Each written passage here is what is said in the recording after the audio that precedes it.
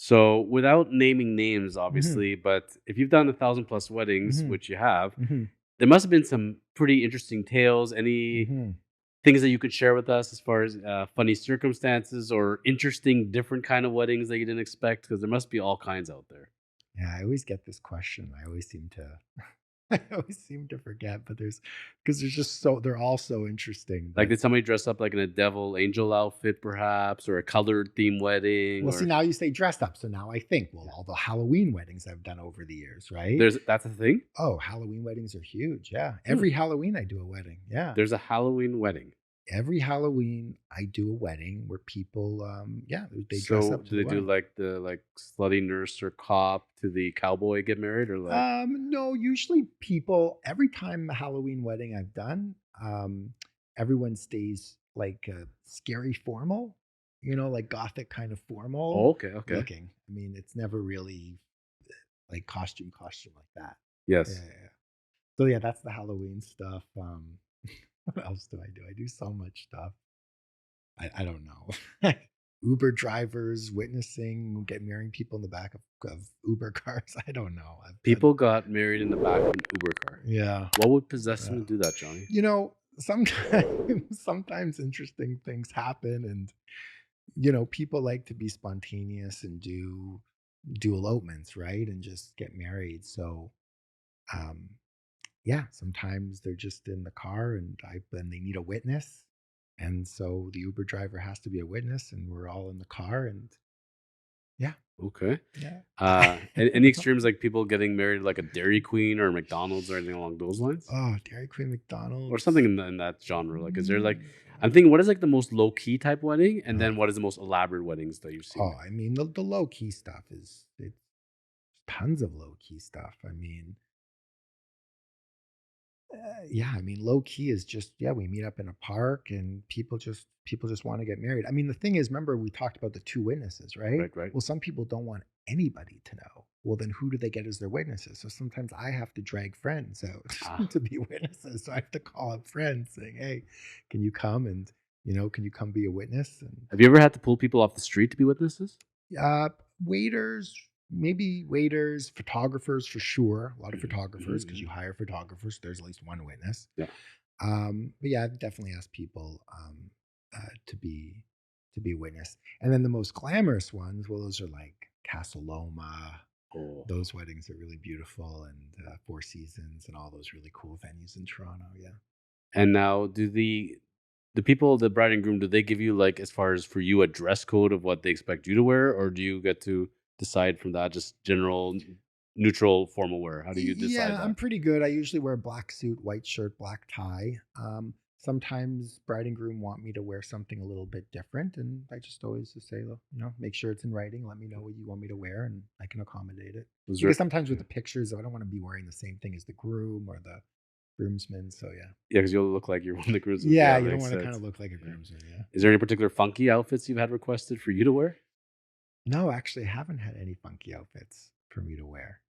That would be a good one, but I Well, haven't had that one if yet. you ever marry me off one day, I'll Yeah. think of something interesting for you. Don't worry. Actually, when I found out the whole concept that you were doing this, I Yeah. said to myself, if I do this one day again, he's gonna be my guy. So still holding out hope, my friend, but we got to find Mrs. Chosen Life for that. So Whenever I'm here. now, how many, as far as would you say from the yoga community? Has that been a good, as far as Sure. a lot of students have ended up getting you in to do their wedding, as far as the Sure. relationship goes? Yeah, definitely. Plus, it says in my bio on my website, it says that I'm into yoga. So that usually sparks a lot of people that are practicing yoga.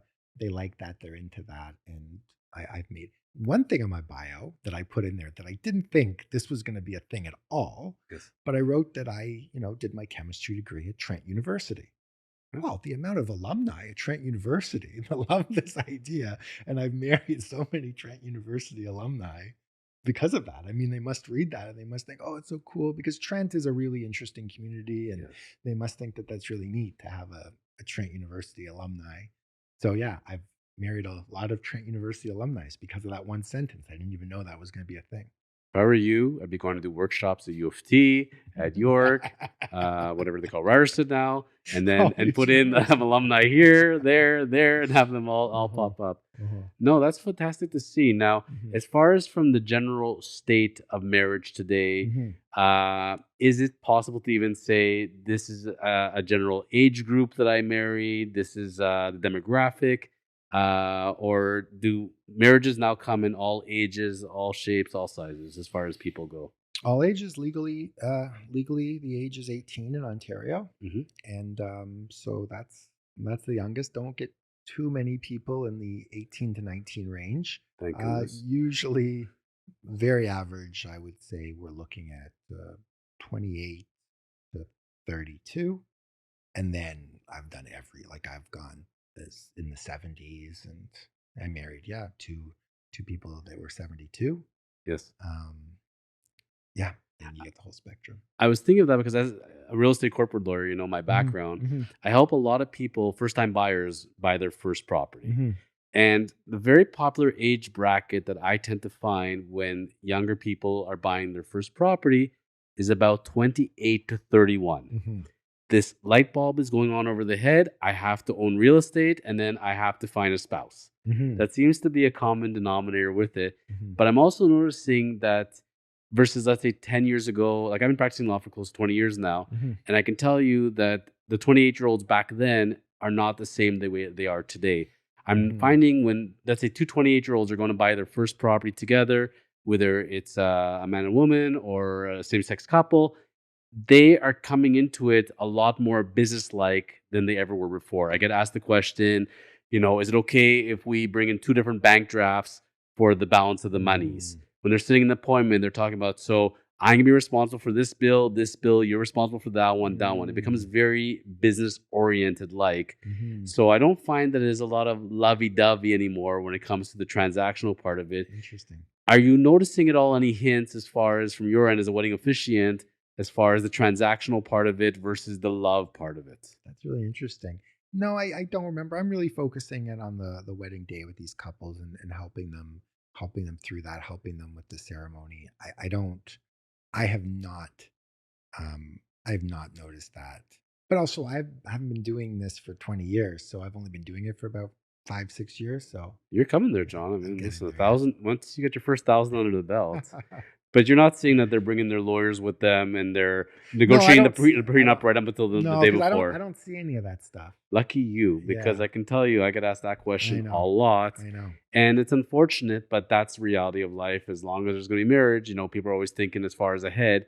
So I can tell you, as a lawyer side of it, I Mhm. see the unromantic side of the transactional part. Mhm. And my hope is by the time they make it to their day, because I'm not a part of that, that discussion is long done. Any contracts were long signed, and people are off to go enjoy loving bliss. So it's good to hear that by the time you come there, they're in that loving state. Yeah, I mean, this is their wedding day. I mean, this is the day's so pumped up, right? It's Yes. great. Mhm. When they first get engaged, I wish they would come Mhm. and talk to you first. You can get them in that marital bliss, then Mhm. come to me in that kind of awe state. You can do things a little nicer, and then, but listen, that's what happens when you have a union in a relationship. You got to think about all those things. So that's why we have wedding officiants. That's why we have lawyers, and that's why we get things done. Hey, some people do the surprise, the engagement party weddings. You know about those? No, Oh, so you have an engagement party, and yes. then surprise, we're getting married at the engagement party. That's a thing. If somebody proposed to me, and I was going to have, I would think my engagement party, and then I found out I was getting married. No, you know about it. It's all the friends and family members that know. Oh, I thought they're gonna propose. And then, by the way, see, I just watched this horror movie called The Invitation. I don't want to ruin it for people, but that's kind of the plot line of it. So, okay, so the both people Yeah, know they are getting married. Okay, because yeah. John, if you think about it, if somebody was gonna do a fun engagement party where they're gonna pull out the ring and propose, Mhm. and then bring out the officiant and say, "By the way, we're getting married right now," you'd probably have to have a vomit bag, I would assume, handy or something, right? Because somebody's not ready I've for that. actually done that. See, when you start talking, start to remember all the weddings. But yeah, a groom called me once and was like, "I want to surprise my fiance and get married to her this day. She doesn't know." And I was like, "No, no, she knows. She knows." We're like, shit. I'm like, okay. And it was all good. She was very happy, but Yes.